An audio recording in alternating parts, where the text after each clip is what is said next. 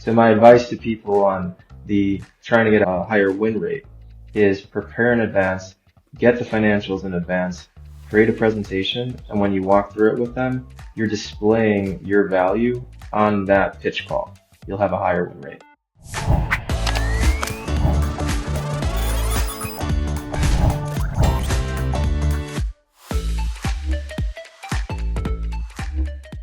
Hello and welcome to the Growth Profit Podcast. My name is James Kennedy. I'm the CEO and co-founder at procurementexpress.com. We take the hassle out of managing your company's spend without buying an ERP, but we're not here to talk about that today. Instead, I've got Donny Mashiach from Warrior GP, and we're going to talk about how he has built his fractional CFO business in the mold or with a background, if you like, from investment banking. And he's used that not only as his approach, but also how he wins business in particular. So if you're a fractional CFO, you manage to get people interested, but then you have a problem getting them over the line and closing them as clients, I think this episode will be of particular interest to you. Of course, it wouldn't be a gross profit podcast with a little bit of a case study. So we're going to talk about how Donny can add value to your business. In particular, he's got a case study here from about how he managed to increase the profitability of an online retailer. But before we get into that, Donny, maybe you could introduce yourself to the guests, or the listeners rather, by telling us something about you that not many people know.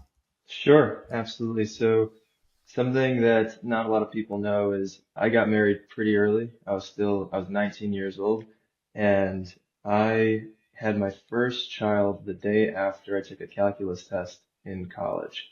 So that's something that I open with sometimes, which is an interesting point about me. I always wonder about this because my parents had me very young, and my mom was like, well, take it easy, James, take your time. And now I have my kids in my mid-30s and I regret it. Now I really, I wasted all that time. I'm going to be in the ground 10 years earlier than I could have been, like if I'd had 10 years missing out on with them. So how do you feel about it on that side? Are you glad of course you're glad you did it. We all love our kids, but what's your advice? Well, the first thing I have to tell people is it wasn't a mistake. I'm just Jewish. So sometimes we get married a little bit earlier. No, when you find the right one and you want to start a life, it's definitely a lot more to juggle, school, work, family, all those things. But I think, like you said, it gets you a little bit of a head start. You learn how to do it. Everyone evolves anyway. And it's the most rewarding thing that I've ever done. So I highly advise it. You just have to be able to multitask a little bit.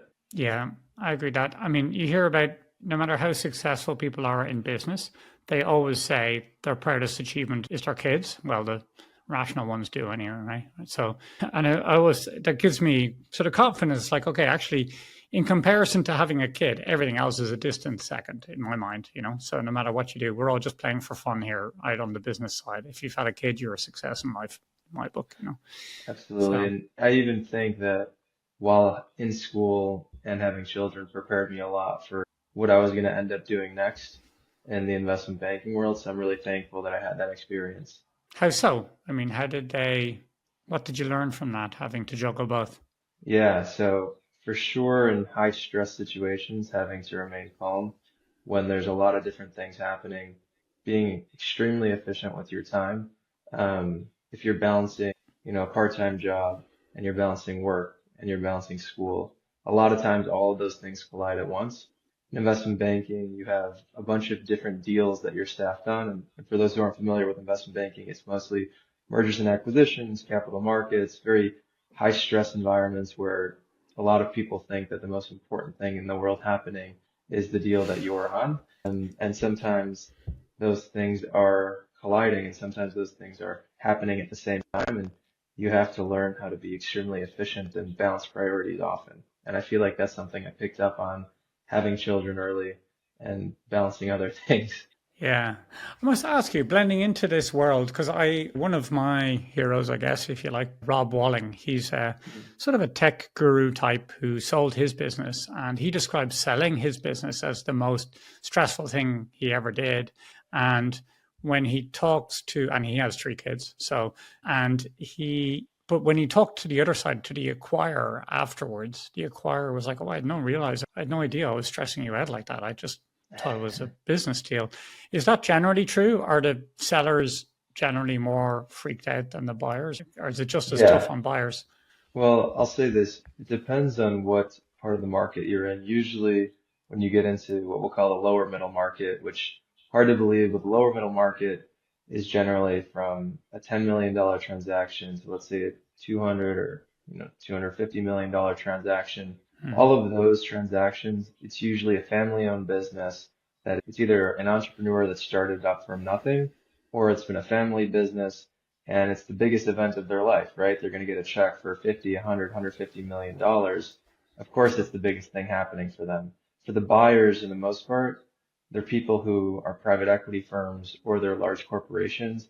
They've acquired other firms, and so they're used to it. But for taking something, I always, founders always view the business as their baby, right? As their child, or speaking of children, something that Hmm. you've cultivated, you brought from nothing, and then there's definitely a lot of emotions that go with it. You're putting it out into the market. You're getting a lot of diligence and questions on it. So it's definitely quantitatively and qualitatively difficult. And then it's long hours because it's a 6 month to a 1 year process. There's a lot that goes into it to find the right home, find the right fit, find the right structure. And there's a lot of things happening very quickly on timelines. So I'd say for sure for the sellers, it's something that's new, it's stressful, but if you do it the right way, it's also very rewarding. Yeah, okay. And all right, well, let's talk a little bit. So you had a baby, you passed your calculus exam, you had an ambition to get into finance. So tell us a bit about, how'd you get your first job? And then I'm gonna ask you a bit about investment banking because this is going to reflect on how you've structured your business. And there's something interesting about how you win business compared to traditional fractional CFO firms that I'd like to get into. But let's set the scene by just tell us how you got into to investment banking. What was your first role? Yeah, absolutely. So before I was in banking, actually, while I was in school, I started a small concessions business that does, hot dogs, hamburgers, things like that for ballparks and stadiums in the Midwest. So, Wrigley Field, we did for the Chicago Cubs and the Green Bay Packers and things like that. So I learned a little bit about starting my own business early on, the idea of an entrepreneur. Then I just started messing around on spreadsheets and I said, well, this is fun. This is something I enjoy. Friend of mine then told me, there's an entire industry for something like this. If you really like finance, then you should really try for investment banking. So I didn't know what it was. I got connected with a few people who had done it. They all looked very tired, but happy that they were doing what they were doing. And then I got a few prep courses and just for 6 months, I just studied what we call technicals, which is your accounting and finance fundamentals from valuation to, technical accounting and all those things. And then just started networking, interviewing, trying to get my internship junior year, right? That's how it works is that you get an internship with a bank your junior year. And then if you do well, you get a return offer. And that's really your way into banking. So I ended up landing a internship position at PNC Bank. I did well, got the return offer. I didn't accept it. I ended up going to a private equity firm and then a hedge fund as well. Did a couple of internships and made my way a little bit in a different way to an investment bank where I spent about a couple of years there initially at my first job. And then I did a couple more years at a larger institution as well. But the way into it was just general ambition, I think, a lot of long hours studying, a lot of long hours networking, a lot of coffee chats, because, and just again, just like speaking to people who don't know it, it's a pretty competitive industry. I think I read a stat somewhere that said Goldman Sachs, which is arguably one of the top banks, you're fighting in the internship position junior year. It's either 20,000 or 50,000 applicants for, let's say, 50 spots or so, right? So I think by statistics, it's harder to get an internship, I think, at Goldman Sachs than it is to get a spot at Harvard for an MBA. So it's definitely something it takes a lot of time and commitment, but, I'm really happy that I did it. Yeah, okay. Well, once you do that, it's once they see that on your CV, right? That's set for life pretty much, right? When you're able to say, okay, this guy went through that rubric, I guess. Because the difference in Harvard is you're paying them versus in the other way around. So you'd expect it to be a bit more difficult, but You um, know, I actually think part of me thinks it should be not necessarily the other way around, but, as an intern, you do get paid. I would recommend to people, if you have an internship, even if it's free, like that experience, what you give them versus what they give you, proportionally, they're giving you much more. And I did a Mm. couple of unpaid internships as well for that reason. And so I couldn't agree more on that point. Yeah. Now, just before we move on, I want to ask you about the hot dogs because I'm a simple guy but we're going to get super technical here. But I think a hot dog business, I can wrap my mind a bit. And I'm asking because Sam Parr, he's a very famous podcaster. He runs My First Million, and Hmm. he's famous for having a hot dog stand is one of his early businesses. So, I mean, how big can you make that business? Or it sounds like this was your first out of college, but like, what are the margins like? Why did you give it up? It seems like it can be pretty lucrative. Yeah, so honestly, it's still in the family business. My brother took it over once I went Uh-huh. out. It was, yes, it's because it's a super simple business model, right? It's you make hot dogs and you sell them and then you keep what's left. What we actually did is we did it a little bit more at mass scale. That one of the best places in the world to have a hot dog stand would be at Wrigley Field and the Chicago Cubs in Chicago, just because you're not, just standing outside waiting. You're only operating when there are games. Right. And so for us, and also people are willing to pay prices that they wouldn't traditionally pay in other areas. Hmm. And, obviously the difference though, I guess on the margins and things like that is you obviously have to pay out the stadium and the Cubs and Right. things, and there's commission splits and all that. But in terms of a volume, like, you know, for people who own hot dog carts, I'll say that we're doing thousands and thousands, every Yeah. homestand, hundreds and hundreds every single game. So it more becomes like a manufacturing type of endeavor when you're doing it at that type of volume. Obviously, you try to put the personal spin on it. You still put on the customer service and things like that, but it becomes more of a volume type than it does, trying to make it personal with each individual, just because there's so many transactions. Okay. And there does the you mentioned the concession charge there. Do they suck all the value? And obviously, you're still doing it, so no. But like, the problem with any business like that is whoever you're charging rent to, they can just pump the rent to whatever is going to take most of the value out, right? So Yeah. is that the case, or how do you So mitigate for that? I guess. my general advice to people starting businesses is make everything as variable as you can. Get rid of all your fixed expenses when you can, because the more variable you can make it, A, you're going to align incentives with everyone, and Mm, B, you don't run the possibility of a loss as likely, right? Obviously, you're going to have fixed costs. That's just the way it is. Minimize mm. them so you get your operating leverage, and you'll see the alignment of incentives as well as the alignment of your P&L. Okay, a little bit of foreshadowing there, I predict. So you got in. Let's go back to investment banking. One question I have about that. I mean, is it unfair? Because investment banking sounds like it's a bank, but as far as I understand, it's not. It's It's like not. much closer to an estate agent. Is that a pejorative term? Is that a better analogy? It's funny because when I told people that I worked at a bank, they imagined me as the retailer that was handing them the money when, do you want tens or twenties or things like that? And a lot of people don't know the difference between that Yeah. bank or an investment bank. And then when I told them that I did hot dogs, they were thinking that, what is this? Like a guy who does hot dogs and he works at a bank branch, right? So they really didn't get a grasp on like what I was doing. But yeah, so the way it works generally is there's two types of banks. There's commercial banks and investment banks, and there's been some legal items that separate them. Now they can come back together. But when you think of something like Chase, they have that retail part, right? JP Morgan Chase, and they also have the investment banking part where they do mergers and acquisitions. So usually those are separated. You have the retailer that's, checks, deposits, things like that, wealth management, whatever else. And then you start going into the investment banking part, which is mostly the mergers, acquisitions, the sales and trading, all those things that you hear about Wall Street. It's definitely much more like sales and trading, brokerage, things like that, than it is, I would say, the retail type that people think in their head when they see a bank on the street, for sure, right? If you go back to those types of movies, like, the Wall Street movies, that's definitely more what it's like. Okay. So before we started, you told me, if I'm getting this right, that in an investment bank you have something called a deal team. Is that right? Yeah, that's correct. So maybe you just explain what that is. Sure. So the hierarchy of the investment bank is obviously you have the interns when they're there, but the lowest level is the analyst. Usually they're coming out of college and you'll spend 2, 3 years as an investment banking analyst. And that point, you're doing the financial modeling, you're doing a lot of the PowerPoint and creation of the deal materials, things like that. After a few years, you'll be an associate where you're managing the analyst, probably managing a few projects, and you're reviewing the work. You can do the work. You're in the middle role where you're the project manager, we'll say. Then you become a vice president, which is the bridge between, let's say, the junior team who's doing a lot of the work, the creation of the materials, but you're also speaking, you're also running the engagement a little bit, and you're making sure that you have the relationships with the client and you're acting as this bridge. And then you have the managing directors or directors, which are responsible for bringing the business in. They're running the timelines and ensuring the overall health of the project, but they're acting as, let's say, the relationship manager. And then when they have ideas, deadlines, things like that, they convey it to the vice president, who then conveys it to the rest of the deal team, and they're the final sign off.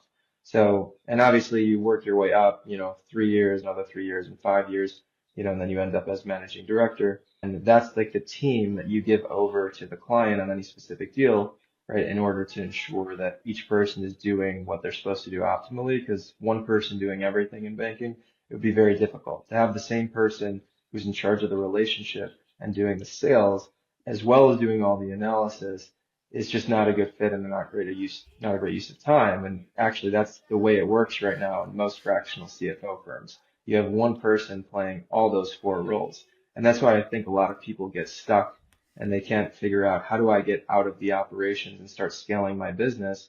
And this is the reason why, because you're working on the business and in the business at the same time, and you're taking the role of four different people in one. Okay. So I can see how that makes a lot of sense. And that's from a sort of working perspective.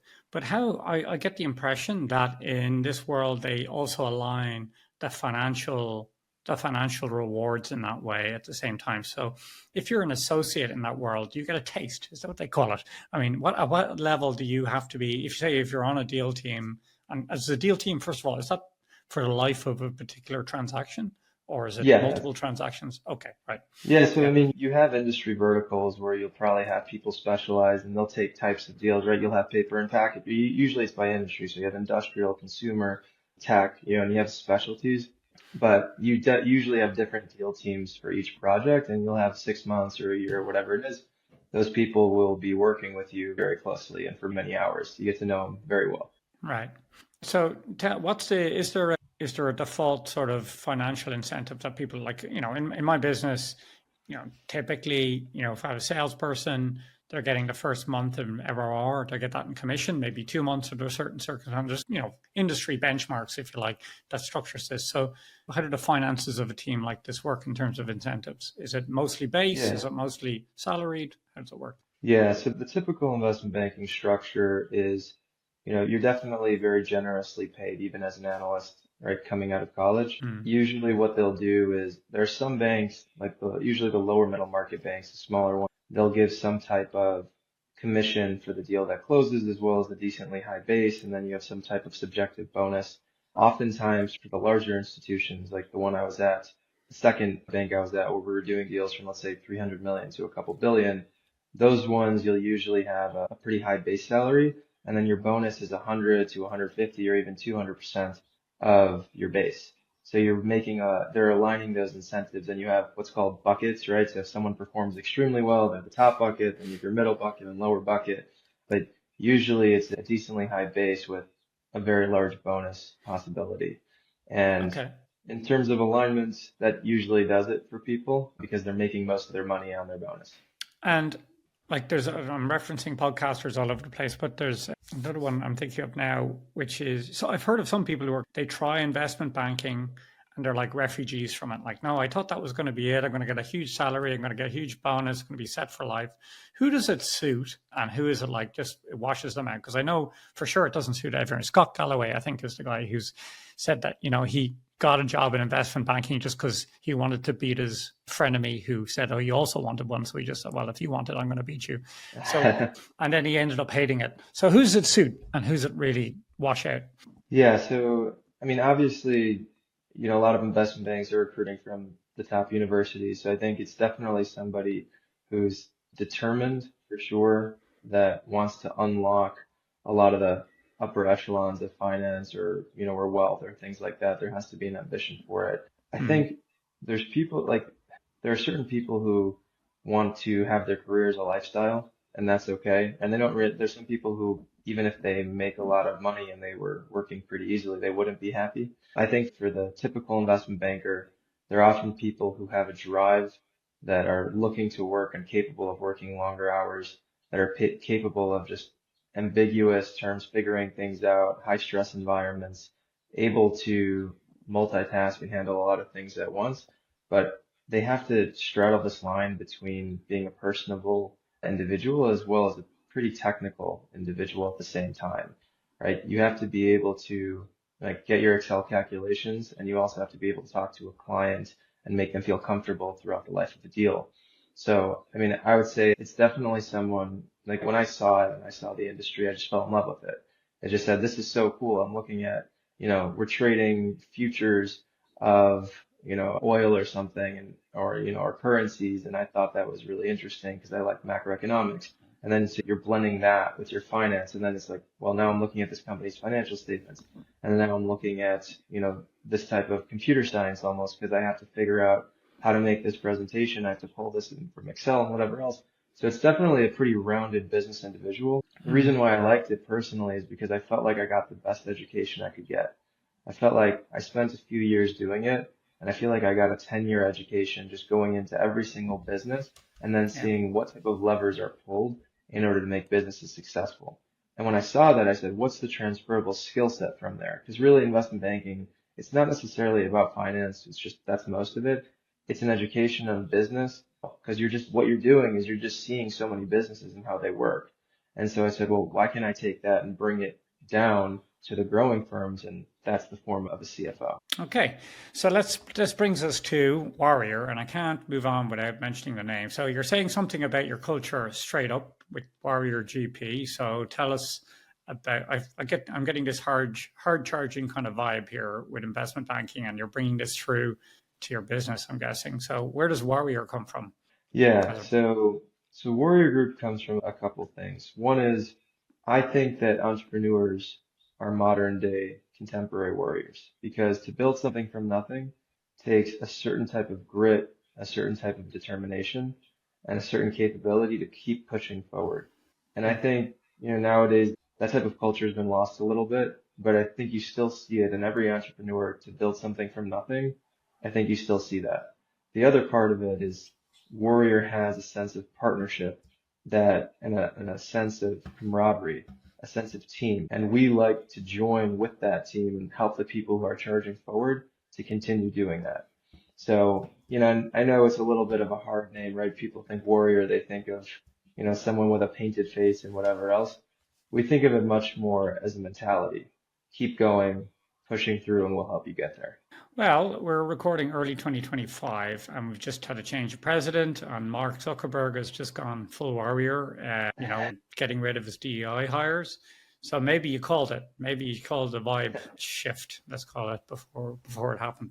Okay, so you are bringing this model of I don't know if you still call it a deal team, but you're using this model within your business. I guess what I'm hearing so far is you pay really well. Is that right? You pay I would say I align incentives very well.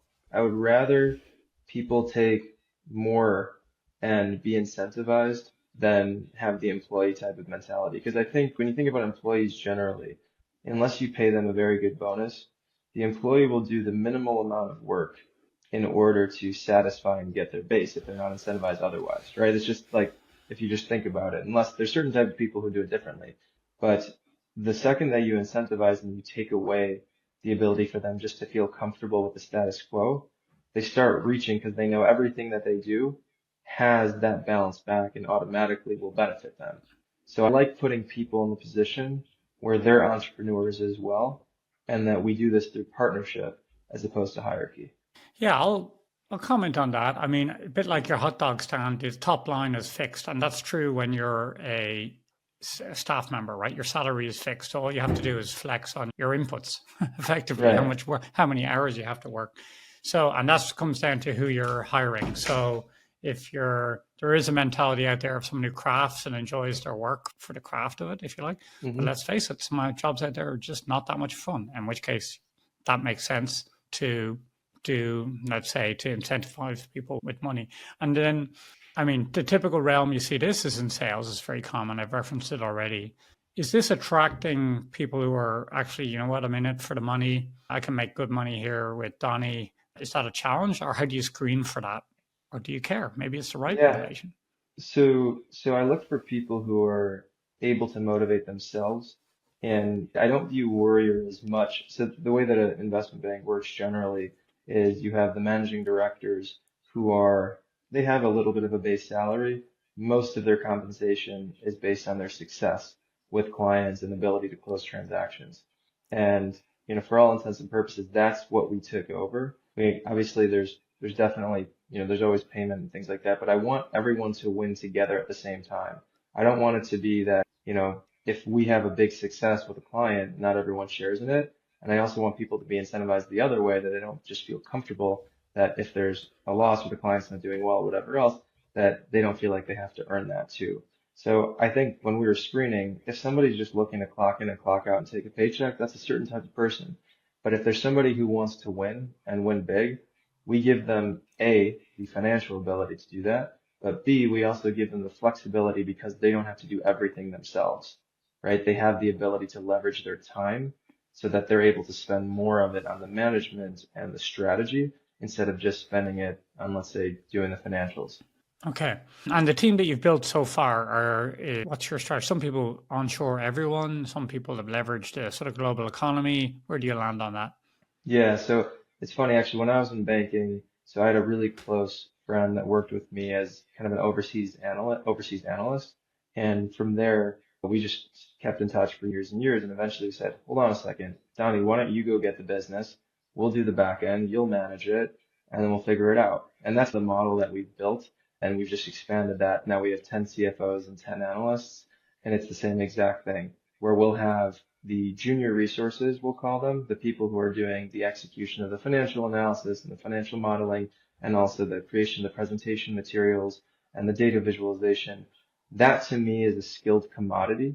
And it's definitely something that takes skill, and it's something that's super important. But at the end of the day, that is something that is a commodity. What's not is the strategic finance. What do the numbers then tell me? And then how do I convey that to the client and ensure that I create value? How do I maintain that relationship? So if you can bifurcate between those two things, all of a sudden you have an extremely valuable business where everyone is focusing on what they're good at, and each person can leverage their time based on their skill set. So we have the current model that we have is the junior resources are offshore, right? And we have our warrior office over in India. And then we have the managing director slash CFOs. They're all based in the US. Okay. So that's, let me think of the right way to say this. I mean, you take a different spin on it for sure, but you definitely hear with people building different resources, with doing different, focusing on FP&A or bookkeeping or strategic or, invest M&A. But what really stands out about what you're doing it though is your approach to winning business, and it struck me, which is that a lot of people will have this experience no matter what business you're in. I guess you meet people who are interested, you set a meeting, you send them a quote and ghost town, nothing happens. So what are they doing wrong, and what do you do differently? What really marks you out in terms that allows you to win your deals? Because you mentioned your win rate before the call, and it's pretty impressive. I would Yeah, be happy if I had the same win rate for our prospects. yeah, absolutely. So, I mean, there's a few things that go into it. One is obviously I took over from the investment banking world. When we would pitch a client on a big transaction, right? If you're doing a 500 million, $750 million deal, you're spending a month preparing, right? You need to know everything about the client that's publicly available. You need to know everything about their competition. So you have all these fancy databases that we're using. We're looking at the public trends and things like that about their market.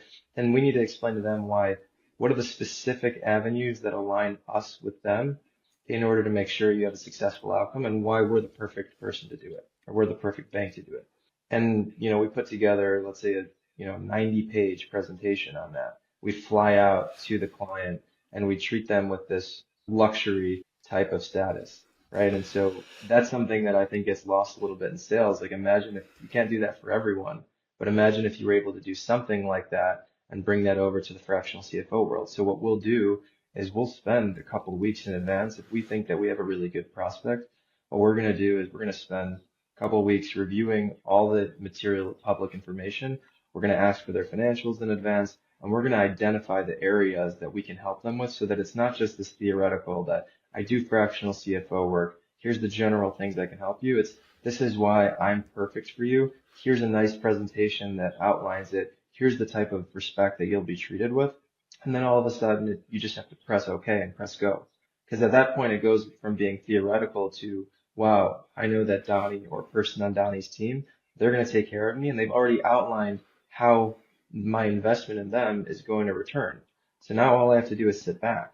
And that's the thing about entrepreneurs also is that they're all A players, right? They're all movers on their own. And so if you don't get in front of them and you don't perform in front of them, and they feel like they have to come on, and if they feel like they have to catch up and whatever else, if they don't feel like they're taking the back seat, they will take the front seat. And so when you pitch and you come in with a prepared presentation, knowing everything about their business, can highlight trends that they haven't seen before, the value that you're providing, you're just displaying a mini presentation of what you'll do for the future with them at that time, and they can see it live. And when they see that live, it goes from theoretical to practical, and then all they have to do is say yes.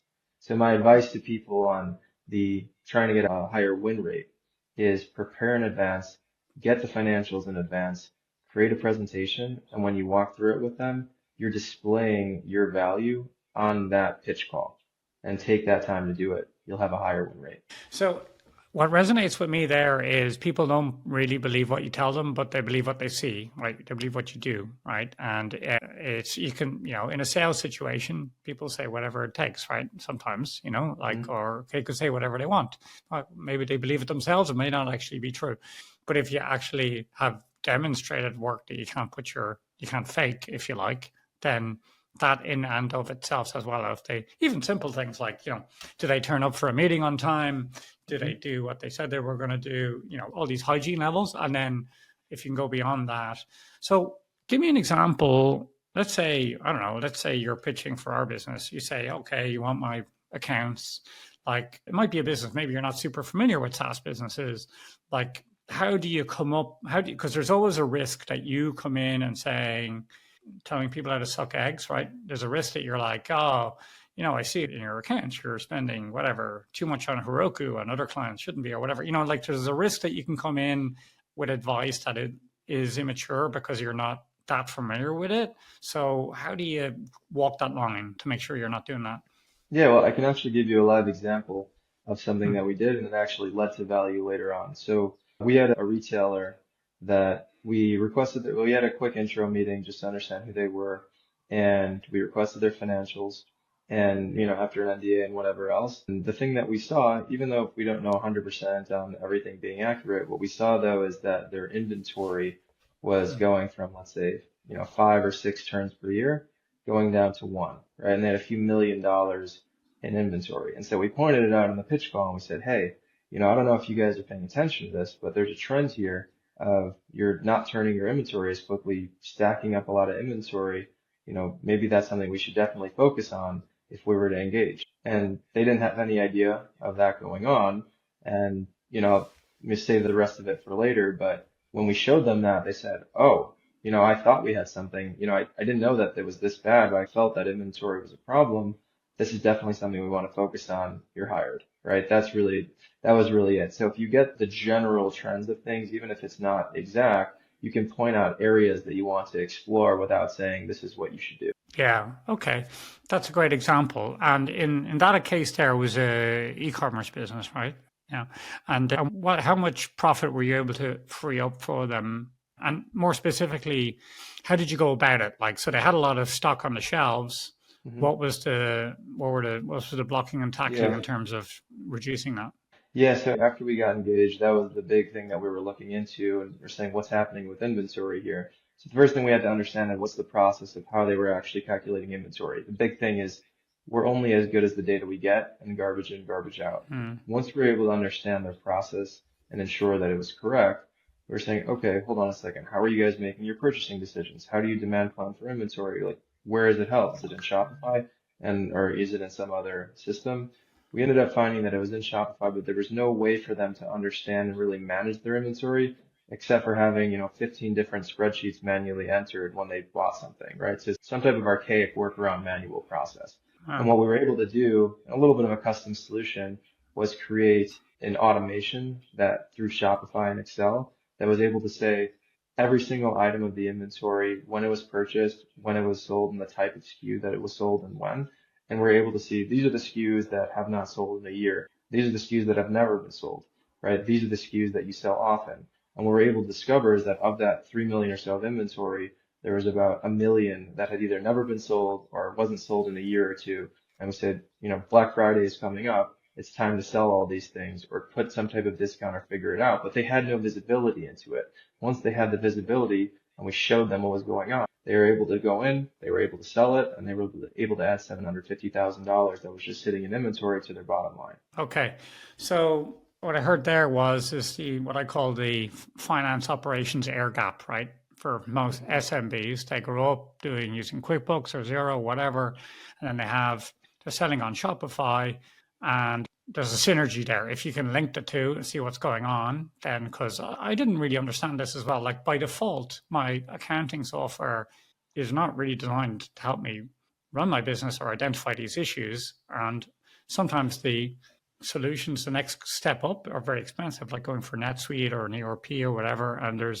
But the right CFO can help put a solution in place without having to go to that level. Some of those CFOs will say, come in and try and sell you on NetSuite, but there's often a halfway house there and an easy win, Yeah, absolutely. All right, awesome. So how can people get in touch with you, Donny? And more specifically, who should get in touch with you? Yeah, absolutely. So the website warriorgp.com or my email dmashich@warriorgp.com is always fine. info@warriorgp.com is fine. I think, for entrepreneurs or growing businesses that are usually we say about, 2 to 3 million of revenue and up until let's say the 35 to 40 range. If you're growing or if you're experiencing some type of difficulty, or you're going through a capital event or, we're a little bit more extensive in our services to offer a lot of different things like, pitch decks, investor presentations, along with our core strategic finance and accounting. That's definitely the type of person that should reach out to us. And then obviously if you're a CFO that just wants to collaborate or hear more, we also offer some solutions in that arena as well, trying to give other CFOs the business model that we have. So if that's something interesting and that resonates, we can artificially create the deal team for other fractional CFOs so they could leverage the same things that we do. Okay, great. So, all right. And then I have my last question I ask every guest, which is, who is your business hero and why? Yeah. So business hero is Howard Marks. He's the founder, CEO, or, maybe chief investment officer at Oak Tree Capital Management. He's a big investor and a bit contrarian in nature, even though he's very successful.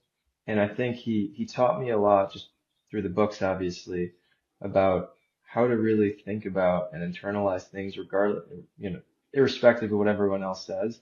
It has to make sense. A lot of times popular opinion isn't correct opinion.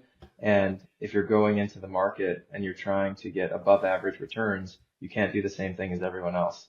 If you're going to be successful, you have to do something different. You got to make sure it's smart, but you got to do something different. Very good. All right. Well, thanks very much, Donny. And thank you for listening this far. If you are a fractional CFO and you want my take on how you can explain the value of a fractional CFO better to CEOs, I've got a webinar up at procurementexpress.com/partners. In my view, a fractional CFO, exactly in the range Donny's talking about here, a couple of million in revenue. Maybe you've bootstrapped it. Maybe you've built it up from a family business, whatever. You probably don't know what you're sitting on in terms of value. And there's only one hire that can help you realize that value, and that's a CFO. You might think it's a salesperson, you might think it's someone on your ops teams, but it's not, I'm telling you now. And if you haven't considered hiring a CFO, they're the ones who can literally make your dreams come true. You don't think your accountant's going to make your life come true, but believe me, they can. So go to procurementexpress.com/partners. Learn if you're a CFO or CEO rather, why you should get one, or maybe you'll have a fresh take on how to sell that value there to prospects. Thanks very much, Donny. This has been great. Thank you, James.